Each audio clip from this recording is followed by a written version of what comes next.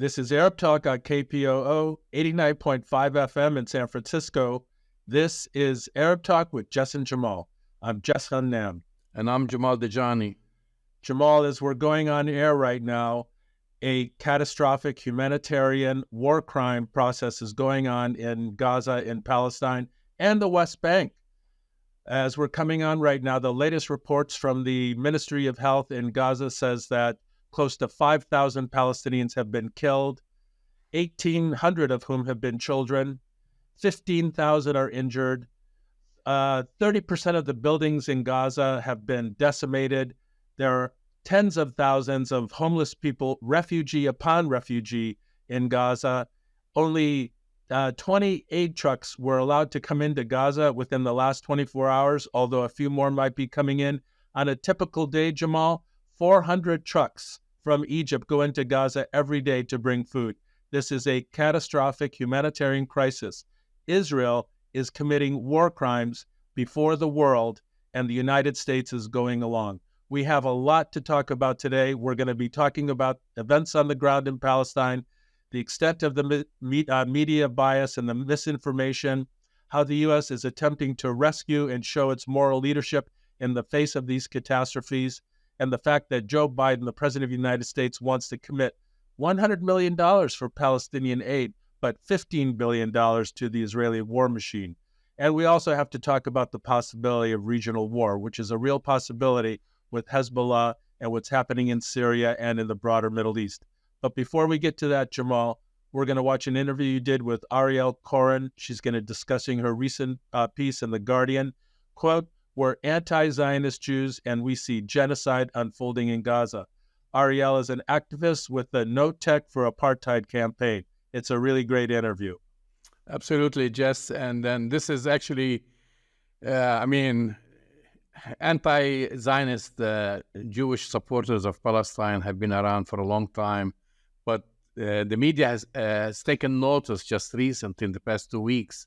And it took them to go to Capitol Hill and, conduct a sit-down and go to the federal building in San Francisco and to Nancy Pelosi's office and do the same thing and chain themselves so they won't be evicted. And but as you know, none of them is being invited to mainstream media to talk about their sentiments and what they've been saying. So let's watch Ariel. Since October 7th, Israel's relentless bombing of Gaza has slaughtered over 4,500 Palestinians, including more than 1,800 children. Israel's bombing of hospitals and siege of all resources, including electricity, leaves them no access to emergency care. President Biden has given unequivocal support to Israel to reject a ceasefire. The United States acted alone to veto a UN resolution calling for a pause in Israel's onslaught to allow humanitarian assistance into Gaza. Israeli officials are grooming the world to normalize and validate its genocide of Palestinians by vilifying and dehumanizing them as a people. EU countries and Britain are raising no objection. However, throughout the world, there is a growing tidal wave of popular outcry against Israel's ongoing genocide in Gaza.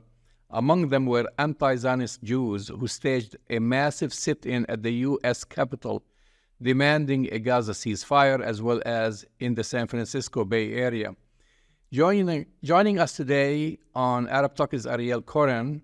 In her recent opinion piece with Ellen Brotsky, "We are anti-Zionist Jews and we see genocide unfolding in Gaza," she explains how Israel meets all the criteria of genocide under international law. Koren is an activist with the No Tech for Apartheid campaign against Google's Nimbus security system, or Nimbus security surveillance, which it supplied Israel to suppress Palestinians. As a result, she was forced to resign from Google.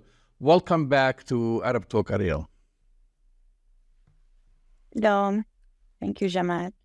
So there is a growing movement of anti-Zionist Jews who have been speaking out against Israel's occupation and apartheid practices, but this is the first where I've seen them holding a sit-in at Congress and getting arrested. What's the driving force behind that? Yes, Anti-Zionist Jewish folks are the growing majority of the Jewish community. Over the past 2 weeks, we've seen a genocide unfold against the people of Gaza. And so it's been a moment where you've really seen more and more and more anti-Zionist Jews kind of awaken to the fact that in addition to holding anti-Zionist views, they need to really act on anti-Zionist views, be vocal, be a part of direct action, really take action in order to demand an end to the violence. And then not only to the acute genocidal violence that we're seeing unfold in Gaza, but generally an end to occupation, an end to apartheid, an end to Israeli settler colonialism, and a free Palestine ultimately. But anti-Zionist Jews have existed for a long time, and it's not just over the past 2 weeks. It's not like anti-Zionist Jews suddenly exist. We've existed for as long as Zionism has existed. It's just that mainstream media and, all of the places where we see power concentrated in our society are intent on censoring and repressing the voices of anti-Zionist Jewish people in order to create a false narrative that Jewish identity, is tantamount to Zionism or equivalent to Zionism, and that's not the case. And so I think as you said, Jamal, kind of the big change that we're seeing over the past 2 weeks is that anti-Zionist Jews are extremely fed up with the false narratives of Jewish identity that falsely equate Jewish identity with Zionist ideology, and are really, really intent on taking to the streets, taking direct action, taking political action, mobilizing, being vocal, and doing literally whatever is needed and whatever can possibly be done to end this violence. I mean, you've said it in this description, but what I meant really, it was the first time for U.S. media to take notice in a way, because of the masses that you were able to muster, and going to Capitol Hill. When we see experts talking about how this crisis affects Jews in this country, we don't see anti-Zionist Jews on CNN, Fox News, even MSNBC. The voices are mostly vetted and represented through ADL. Do you think that this will change anytime soon? Yeah, I mean, it's good that you bring that up, because it's like you said, the only reason we're getting any media attention, like the only reason that anti-Zionist Jewish perspective is getting any voice or airtime in the media is because of the scale of the direct action that anti-Zionist Jewish folks are taking. Like, it's just such an immense scale that it's impossible to ignore. So like you mentioned, in Washington, D.C. on Wednesday, I believe it was 10,000 anti-Zionist Jewish people who staged a sit-in and a march and a direct action in the Capitol. I believe it was over 300 anti-Zionist Jewish people were arrested in Washington, D.C. In New York City, we've seen thousands and thousands of anti-Zionist Jewish people take to the streets. Over 100 anti-Zionist Jewish people were arrested by the NYPD, by the police in New York, as a result of taking direct action. This included an elderly anti-Zionist woman who was using a cane and who was in her 80s. In San Francisco, in the Bay, last Thursday, we had a group of anti-Zionist Jewish people lock down the main entrance to the San Francisco Federal Building. And the week after, this past Wednesday, anti-Zionist Jews were part of the coalition, which was the large multiracial, multi-ethnic coalition, including Palestinian folks, Arab folks from all over the world and all over diaspora, the Black community, the Latin community, a really, really large community that included many anti-Zionist Jewish people. We blocked every single entrance to the San Francisco Federal Building in order to fully shut down the business for the entire day across the entire building. And then thousands and thousands, we believe close to 10,000 people showed up to a mass rally. And amongst those thousands of people, there were at least 1,000 anti-Zionist Jewish folks there, right? And so it's really only the massive scale that is forcing media folks' hand a little bit, and they're kind of forced to not ignore anti-Zionist Jews anymore. but we're still seeing an immense amount of repression. I mean, I know you mentioned the piece that Ellen Brotsky, who's the volunteer leader of the Bay Area Jewish Voice for Peace chapter, and myself published this past week about the fact that anti-Zionist Jews are charging Israel and the United States through its complicity with genocide, right? That even getting that op-ed published was close to impossible. We had to go to so many different media outlets. Even the media outlet that ultimately did publish, there was a lot of kind of negotiating that had to go into convincing them to not water down our language and to actually platform us.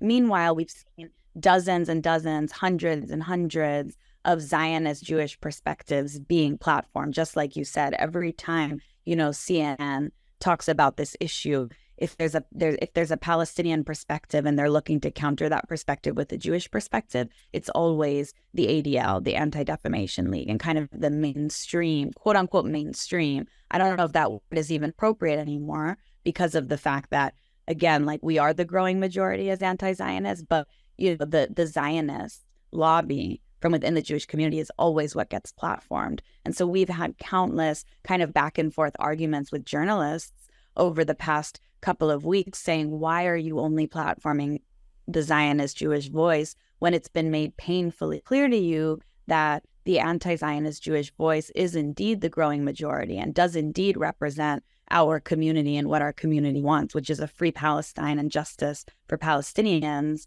Why are we not getting any platform? And it's not a coincidence. It's intentional because it feeds directly into private sector incentives with the Israeli government and with Israeli business, and it feeds directly into our government's incentives to continue to be able to indiscriminately support Israel.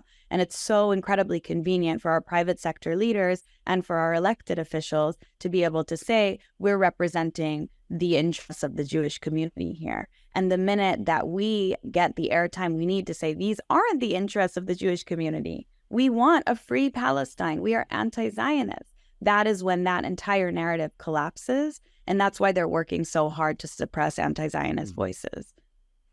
Well, they can't suppress you forever. I mean, it's sad in a way, and I have to mention here, it's sad to see civilians and children getting slaughtered both on the Israeli and Palestinian side. I mean, this is something that cannot be even fathomed to even talk about it. But however, this is the only time they decide sometimes to, like I said, like you got this article published. Otherwise, if we didn't have this movement, growing movement, and we have a major war, then, it's bringing, for example, representatives of Jewish Voice for Peace. They're never there. I never see them anywhere in the, on the mainstream media. Absolutely. That's correct. And you brought up the ADL, and I think you're right that normally kind of quote unquote mainstream media like CNN, some of those really big channels, they always go back to the Zionist Jewish Voice. And in most cases, they bring representatives from the Anti-Defamation League.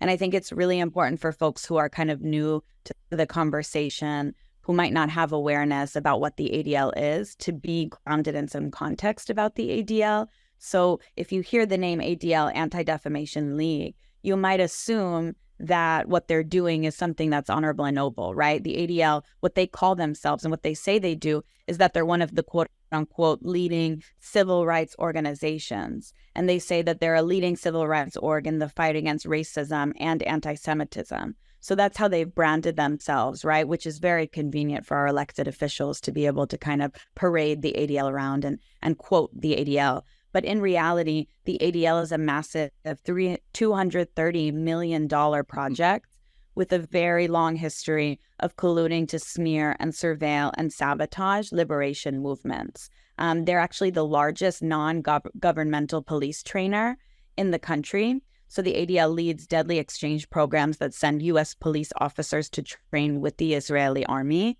in order to learn from Israel's brutal policing tactics and apply them back in the United States.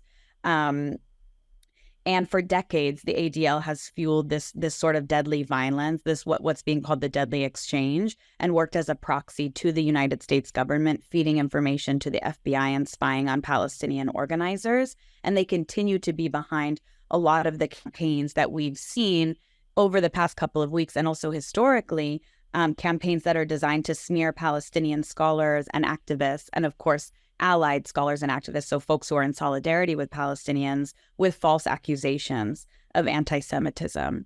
So for those of us who are anti-Zionist Jews, we see right through this. And when we see the ADL and adjacent groups being platformed to speak for all Jewish voices, we know that we really need to stand up and resist them. But I think it's really important for us as a movement to be aware of what the ADL is. And when we see journalism, mainstream media continuously platforming the ADL, to stand up and demand that there be a diversity of voices and that the ADL be deplatformed. Going to your piece in The Guardian, you methodically explain how what Israel is doing fits the definition of genocide as defined by international law. There are 10 stages. What are some of the key distinguishing features of genocide?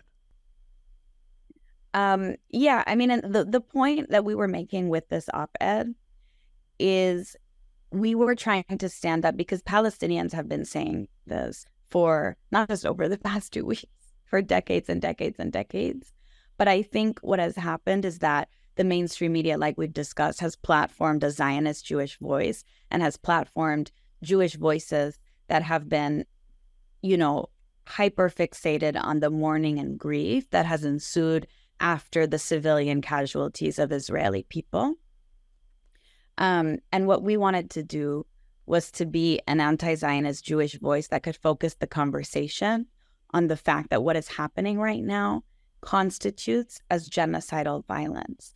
You have Israeli ministry officials and government officials who are literally calling the people of Gaza and Palestinian people, quote unquote, human animals, saying these are human animals and we need to act accordingly, saying we want to turn Gaza into a city of tents with no buildings left standing, right? There have been countless quotes and expressions of intent to wipe an entire population off the map. And of course, one of the key features of a genocide, one of the key predictors or precursors to genocide, is when the government officials responsible for that genocide start to use language designed to dehumanize the population and the community and the people that you're intending to commit genocide against. And by dehumanizing that community, you're able to desensitize an entire population to the massacre of that group of people. And so by saying these are human animals, and by consistently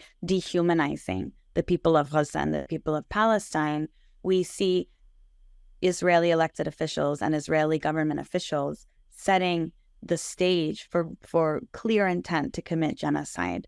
And again, we've seen the Israeli government over the past 2 weeks express that intent and then literally tell the people of Gaza that they have 24 hours to flee their land or to be killed by a bombing campaign.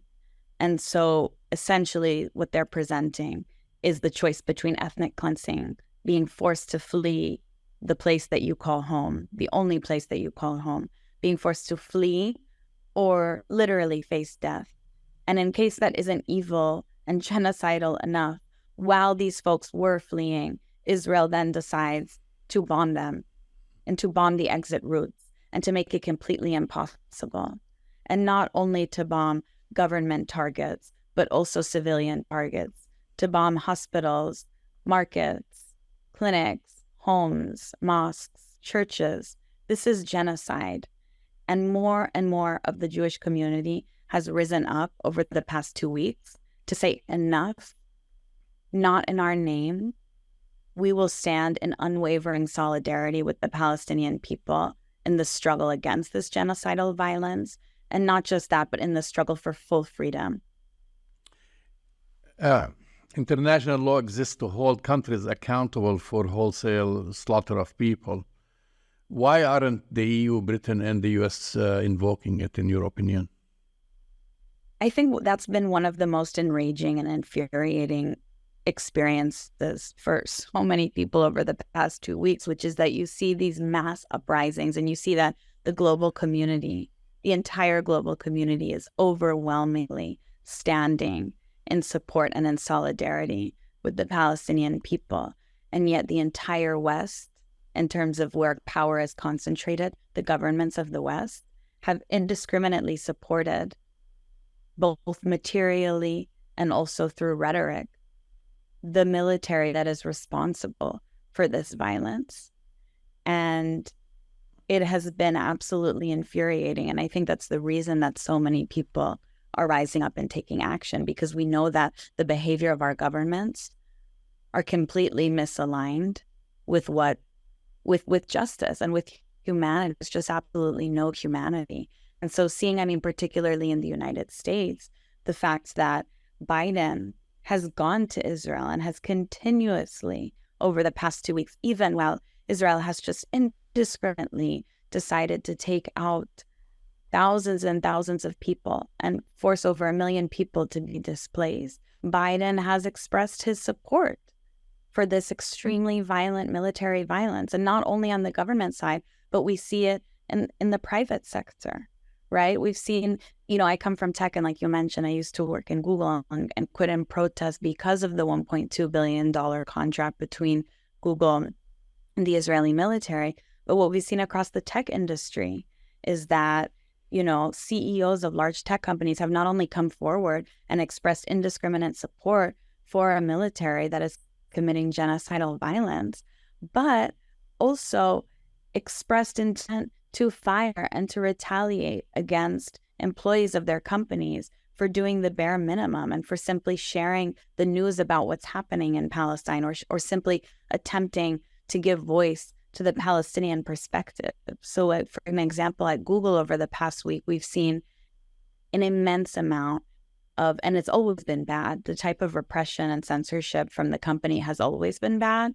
But these past 2 weeks, it's just been another level, where we've seen the company retaliate en masse against not only Palestinian workers, particularly Palestinian workers, but also workers who express solidarity with Palestinians, also anti-Zionist Jewish workers as well included, folks who have been threatened to lose their jobs, folks who have been called into human resources and issued warnings, folks who have been threatened to not be paid their full paycheck.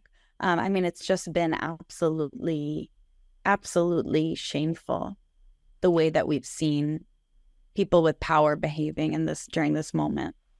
I think this is a very important point because no one mentions this. And I just wanted to add to what you were saying also, students at universities. You have professors now calling saying, don't hire my students because, and this is one case, and, try to discredit the students that you taught just because for speaking out. The other thing is what we see, we know like now it's kind of like the West follows follows the United States in condemning everything, against Palestinians and sides with Israel. But we've also seen massive demonstrations across the globe. People your age group and younger. So do you feel that there is kind of like a split between governments on one side and then the population? Absolutely. It's unprecedented, the type of scale of the uprisings that are happening. And I know, like, when you asked me to kind of just speak to anti-Zionist Jewish folks who are rising up. 10,000 anti-Zionist Jewish people taking to Washington, D.C., 300 Jewish folks being arrested. It's the largest Jewish solidarity. It's the largest Jewish protest in solidarity with Palestine in history. In all of his, it's just absolutely massive. And then, that's just one community, right? What we've seen all across the world is multi-ethnic, multiracial, unequivocal solidarity with Palestinians hundreds and hundreds and hundreds of thousands, millions of people taking to the streets, canceling their plans, saying this is no business as usual. This is not a normal time. We need to stop what we're doing and we need to mobilize. I mean, it's very clear from seeing all of these mass mobilizations, it's clear that the global community stands with Palestine. And particularly in the West, it's clear that the masses are with Palestine, and that the frustration with our elected officials in this moment goes beyond words. I mean, it's just, there's no way to describe the type of shame and rage that you're seeing the masses feel when it comes to the way that our government is behaving. And so, I mean, absolutely, that's where the heart and the humanity is. It's the masses are standing for a free Palestine, and also understanding that ceasefire is the bare minimum. Right now, the urgent call is for ceasefire, but that is, of course, the bare minimum. The demand not to return to a baseline of siege, occupation, but freedom, right? And so, I mean, absolutely, that's where the global community stands, and these mobilizations have made that painfully clear. Israel and Western media, they've been trying to frame this whole, they describe it as a conflict. They don't talk about an occupation, as if, like, as you said earlier, that the events of the past 2 weeks, that's it. They don't look beyond that, before it, and so forth. But they're trying to frame this as a religious war between Muslims and Jews. I mean, how do you confront this? I think it's everything that we've discussed already, right? It's absolute lies. It's propaganda. I mean, it really is. It's not an exaggeration to say that anti-Zionist Jewish people are the majority, the growing majority of the Jewish community. We really, really are. And so the idea that you can just say that Zionism equals Judaism and that all Jewish folks are Zionists, I mean, it doesn't stand anymore. It doesn't stand. And mainstream media and our governments are intent on repressing that truth, but that's not going to be possible for much longer, because, like you said, the masses are coming forward, and the scale of the anti-Zionist Jewish movement for solidarity with Palestine is growing at such an exponential level that it just won't be possible to suppress that truth any longer. And the other truth is that there are more white Christian Zionist people in the United States than there are Jews total in the United States. So the idea that Zionism is an inherently Jewish ideology is also a lie. Zionism, one of the things that anti-Zionist Jewish people are coming forward to insist on and to try to raise awareness about is that Zionism is actually an inherently anti-Semitic ideology. And the main drivers of the Zionist lobby and of the Zionist ideology in the West is the white Christian evangelical lobby. And so the idea, that this is a quote-unquote religious war between Jewish people and Muslim people is just a lie. That's what it is. It's a lie. Well, following up on this, Biden justifies Israel's sanctity as a safe haven for Jews. What do you say to the narrative that Israel equals Jewish, and back to the ADL, which tries to corral all Jews under the Zionist umbrella to the point where to criticize Israel is anti-Semitic? How does it account for the anti-Zionist movement? What the anti-Zionist Jewish movement is really trying to insist upon and to vocalize right now is that we believe that Jewish safety relies, Jewish safety relies on the safety of all people. It's this, you might have heard this term like safety and solidarity, and that's what anti-Zionist Jewish folks are trying to vocalize right now. The fact that that none of us will be free until Palestine is free, And none of us will be safe until Palestinians have safety and dignity and land sovereignty. That's what we're insisting upon. There was an 84-year-old anti-Zionist Jewish person named Osha who lost parents in the Holocaust and who is older himself than the state of Israel, based here in the Bay Area. And at 84 years old, he chained himself down to the San Francisco Federal Building. He chained himself down at 84 years old in solidarity with the Palestinian struggle and in solidarity with demands for an immediate ceasefire. And he said in front of a crowd of thousands and thousands and thousands of people who had come in protest, he said, as a Jewish person older than the state of Israel, I know for a fact that Jews will not be safe until Palestine is free, and that nobody is free until Palestine is free. And the idea that the Israeli government has Jewish safety as a priority is absolutely ludicrous at this point. I mean, if the Israeli government, why are the hostages not free yet? There was an offer made for 2 hostages to be released this morning, and the Israeli government said no to that offer. I mean, imagine if this were really about protecting Jewish livelihood and defending Jewish safety, then the response would not be a military response. The response would not be to, express intent and then commit genocide against an entire population of people in Gaza. But what the Israeli government wants isn't Jewish safety, it's Palestinian blood. And anti-Zionist Jewish people are able to see that and to insist on that. And I think it's also important to come back when you mention this idea of this so-called religious war between Jewish people and Muslim people.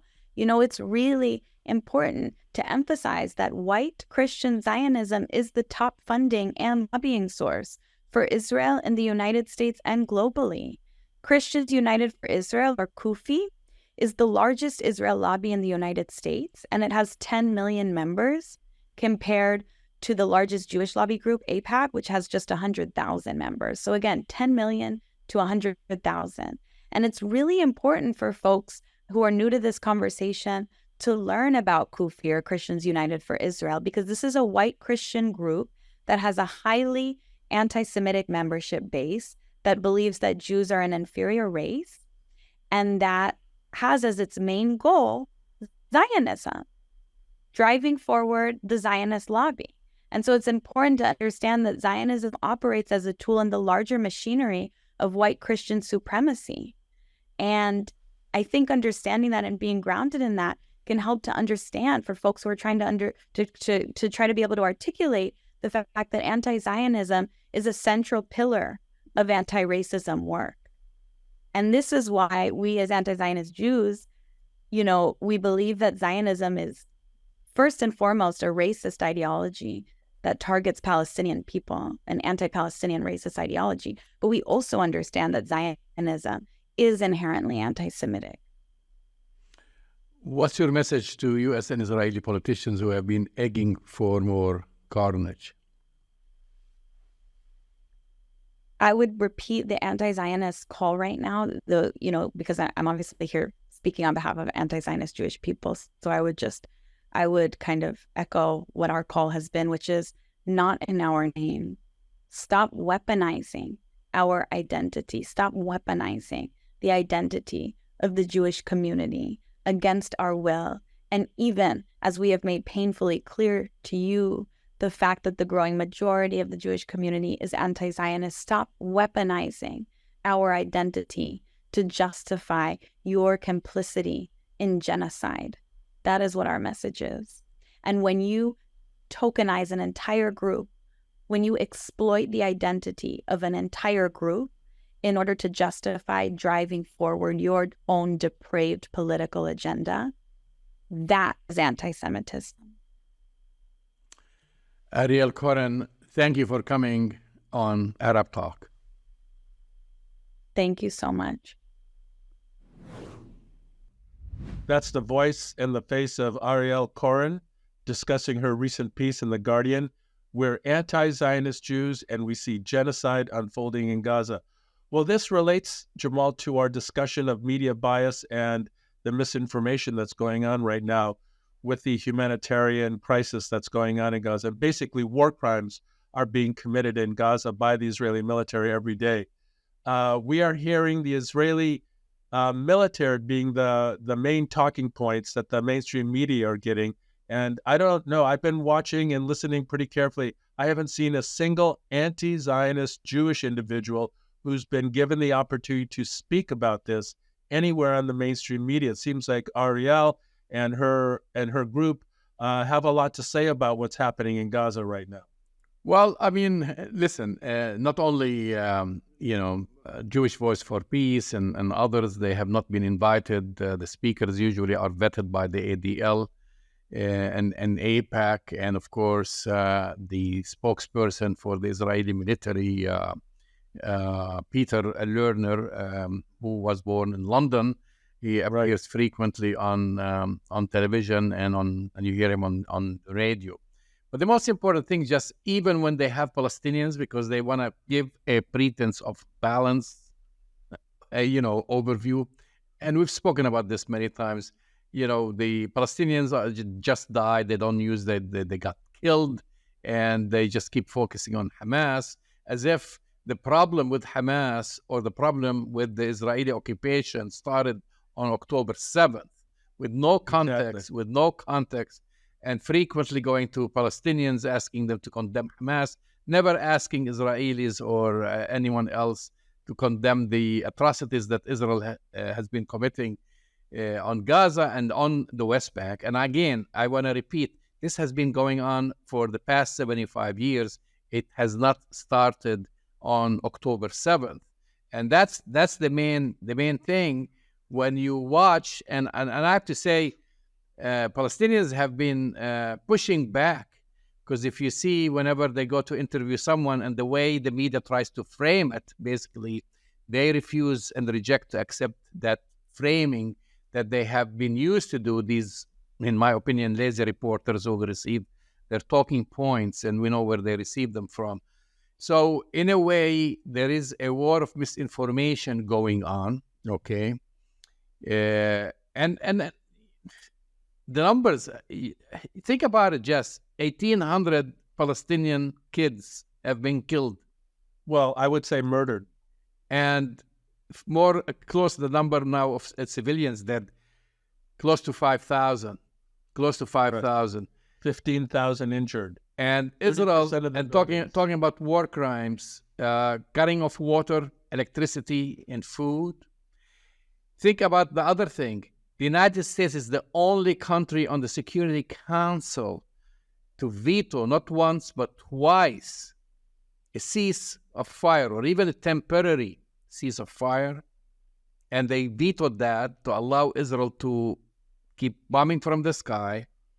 And then finally, because of the outcry, see, this is something I talked with Ariel about, just is there's a major split between what Western governments say, and people, because you could see there is a huge solidarity, with Palestinians across the globe, from the demonstrations in the middle of London, New York, Washington, D.C., Paris, even though this is Paris, France, the land of the liberté, égalité, and fraternité. They tell people that they oppress them from demonstrating. Same thing with Germany, but yet the masses go out. And if anything, not only they were showing support to the Palestinian struggle, but people are asking to stop the bloodshed. And governments are saying, no, we want to see this go on. Well, that's really the big story here, Jamal, is that you have a president of the United States who's giving the apartheid regime of Israel and its murderous military who are engaging in these war crimes. You have the president of the United States, President Biden, giving cover, supporting, and allowing them to bomb civilians, murder civilians, destroy civilian infrastructure, destroy hospitals, not allowed food, water, medicine, and fuel inside the Gaza Strip, and continue this campaign of essentially carpet bombing a civilian population. We know that the Israelis wanted to do this and have done this in the past, Jamal, But what is really striking about what's happening in the modern time of this is that you have the President of the United States and his lackeys, including Antony Blinken, supporting these war crimes. I think that the United States, Jamal, is going to be equally complicit in the war crime tribunal, which will be coming up when the dust settles and the amount of destruction that is exercised in Palestine, in Gaza, and now in the West Bank and in Jerusalem. When all the truth comes out, the United States will be party to the apartheid regime for these war crimes. They're giving them cover, which is extraordinary at this time. I mean, there is no humanity. After listening to all and watching everybody demonstrating, Biden comes on TV and he says that he's giving the Palestinians $100 million, as if he wants to be nominated for the Nobel Peace Prize. Really, like $100 million, and you've mentioned Israel gets a check of 14.3 or something like that billion dollars in military and all kinds of other financial support, and Palestinians get $100 million. You can't $100 million. You can't even build a block of homes where no, you can't that have gotten destroyed by basically U.S.-made bombs. And so that's in a way an insult. I don't know what is he thinking about? I mean, listen, we've talked. The United States has taken the position since President Truman, that it will support Israel, and we know that. That's political science 101. But I've never ever seen a president so blunt and outright warmongering. I mean, he used to think. During of course, we should think of that way, because Biden voted for the war on Iraq. Biden was a Democrat who sat across the aisle. He voted to support the war on Iraq. And he's a warmonger, Jamal. Exactly. He's a warmonger. So here he goes. He flies all the way to Israel. And usually, okay, you want to get the president out of the United States, leave the country to fly. Maybe this guy's on a peace mission to say, hey, cool it. Let's talk. Let's work on releasing the hostages and so forth. He goes there and he doubles down and sends that message to a murderer like Benjamin Netanyahu, that love fest at the airport, and basically says, and of course, I don't want to even go to all the other congressmen, congresswomen, with the exception of the few who, spoke out, like Rashida Tlaib and Jamal Bowman and Ilhan Omar and others who are against this carnage. Everyone else is bloodlust, driven. You got presidential candidates like Nikki Haley said, finish them. I mean, finish who? Finish the whole Palestinians living in Gaza, finish the children. Basically, yes, Jamal. They're calling for the elimination of Palestinians in Gaza and in the West Bank and in Jerusalem and all of historic Palestine. I mean, we have to see what's unfolding before our eyes right now. We're seeing the potential for the largest displacement of Palestinians since 1948, Jamal.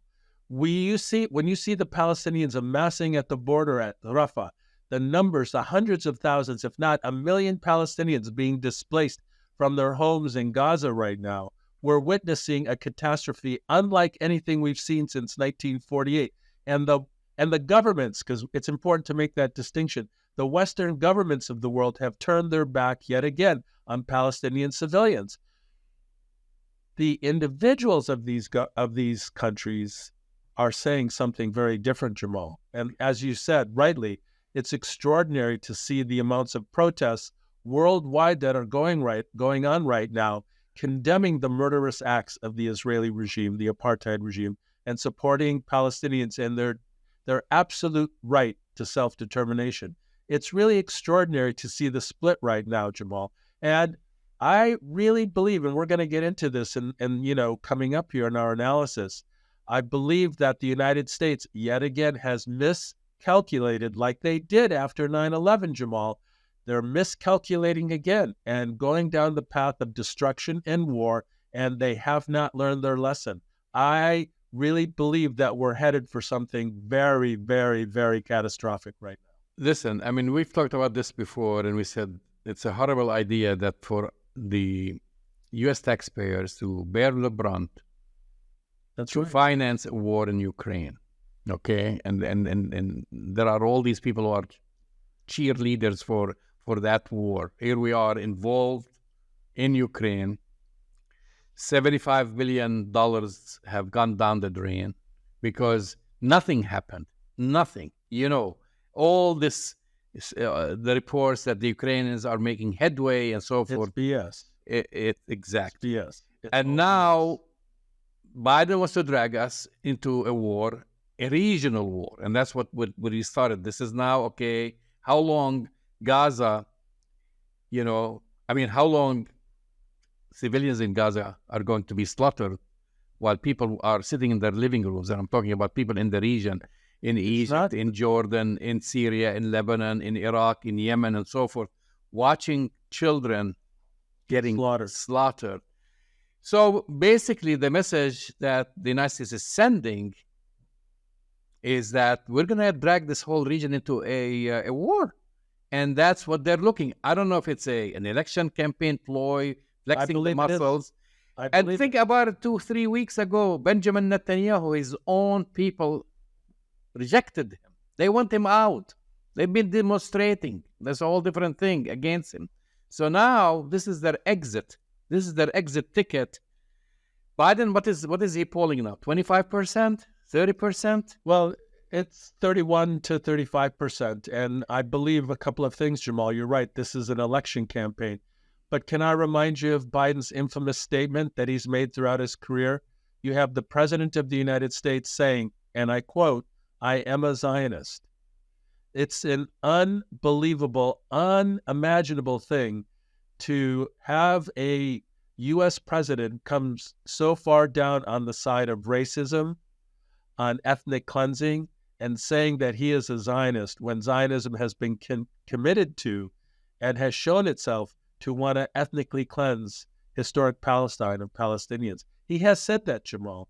So part of it is a political calculation on the part of President Biden, and there is some really wicked warmongering side of him that has been committed to wars and destructions his whole career in Washington, the Iraq War, Afghanistan, and now this, what looks to be a regional war. I really believe that if there is a ground invasion in Gaza, Jamal, I think Hezbollah and some fronts in Syria are bound to open up in ways that are going to start this regional destabilization that has the potential to be very, very significant and very devastating. And then he sent warships to the coast of Gaza. Two major warships, 6 not so major warships. He's had ready to deploy orders, kind of issued throughout the milmilitary. Not only this, they have a Delta force already. Right. Already on the ground. It's photographed with the Delta force. Here goes the secret maneuvering. The largest warship in the U.S. military, the Gerald R. Ford, is off the coast of the Mediterranean right now as we speak, Jamal, with 4 support vessels. He is warmongering. He's basically doing the same thing Benjamin Netanyahu is doing. They're really down in the polls. So what's the best thing they believe you can do to stay in office is to create a war.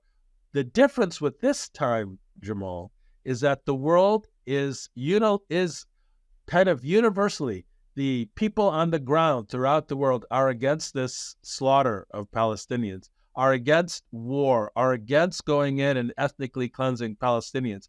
And so you're going to see this division and this kind of catastrophe unfold before our eyes. And it's important to let our listeners and viewers know the United States on the Security Council, as you said before, was the only country to veto a resolution. A ceasefire. That's all they're saying. Let's stop the carnage. Stop it. And the United States vetoed that. So when the President of the United States says, "I am a Zionist," I think people need to look him straight in the eye and understand this person does not have the U.S. best interests in his heart. He's got something else going on. We've been saying this for years, Jamal. The policy of the U.S. government, of Joe Biden, towards the apartheid state of Israel is not in the U.S. best interest. I think the other thing to just note about that is that there's deep unrest within the State Department about the U.S. foreign policy towards the apartheid state. Well, we saw a resignation, at least Josh Allen. One we know about. Maybe there are others. And there are others that are contemplating it. There is a deep division within the State Department about this policy that has kind of hurt the United States for decades now, but continues to go forward. So we're on the precipice of the most significant event in the modern era, Jamal. I really believe this. And the United States is headed down a very destructive path. Well, I mean, think about it this way, Jess. I mean, he tries to portray himself as humanitarian, humanist, a grandfatherly, and so forth. And now he basically wasted all the goodwill that the United States has developed with countries in the Middle East, regardless of what the governments, most of these governments are puppets. You see these people demonstrating in the streets.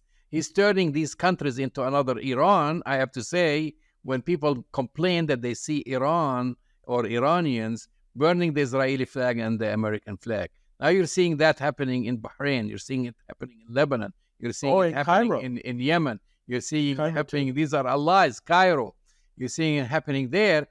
So, people are not going to sit on their hands watching children being slaughtered and seeing a belligerent, basically, president of the United States and members of Congress and they're all lining up, basically, supporting Israel, both financially and with weapons and flying, basically lining up there to go and hug Benjamin Netanyahu.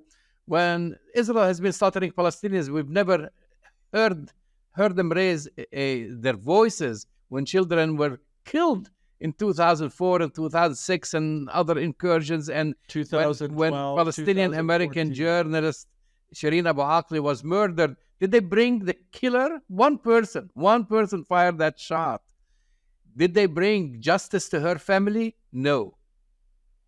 Well, Jamal, let's also talk about the 600 Americans who are stuck in Rafah right now in Gaza, who the United States doesn't care about. They're fighting and kind of getting all up in arms about the Americans that they want to have released right now by Hamas, but there are 600 Americans sitting in Gaza at the Rafah border, who are unable to get out. So this idea that somehow, having an American passport creates this equality, we've challenged that illusion or that delusion for many years. Nothing could be more a better example of that is what we're seeing on the difference between some American citizens who they're fighting to get out and other American citizens that they've completely forgotten. So, but I think we need to really speak about the grave humanitarian crisis that's going on, Jamal. I mentioned that at the beginning. On a normal day, to keep Palestinians in Gaza at the level of just barely surviving subsistence, nourishment, you need 400 trucks of food, water, and medicine to come into Gaza every single day. There's 400 semi-trucks that come in every day. In the last day, Jamal, only 20 trucks were allowed in. It's unimaginable that some of these trucks were bombed, Jess. I mean, that's right. They were bombed. The roads leading to getting these supplies into Gaza were bombed.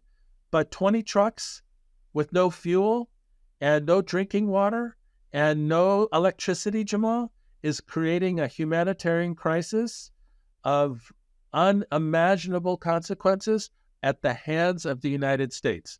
The United States, Joe Biden, Antony Blinken know what's going on, and they're giving the Israelis a free pass. Well, the plan, which we hear it loud and clear, is to ethnically cleanse now Gaza, which I don't think is going to work. They want to send them. They want to send 1 million plus Palestinians living in Gaza into Sinai, which Sinai refuses that. But there is a simple solution for that. Just if they, meaning the Israelis and those who support Israel, care about the civilians, and they want to kind of ease their burden and thin out Gaza. The easy solution is allow these people to return to their towns and villages in Palestine, like Haifa, Jaffa, Akka, where they originated from. So if they want them to go somewhere, why send them? Why? What I'm saying, these are refugees who were kicked out from Haifa, Jaffa, send them Akka. to a different country? Why send them to Egypt? Their homes are few kilometers. This is the crux of the problem that no one talks about. Their homes are few kilometers away. Send them back there. Well, that's what has been that has been a demand under international law. To be able to return to one's home is guaranteed under international law. It's something we've been talking about for years.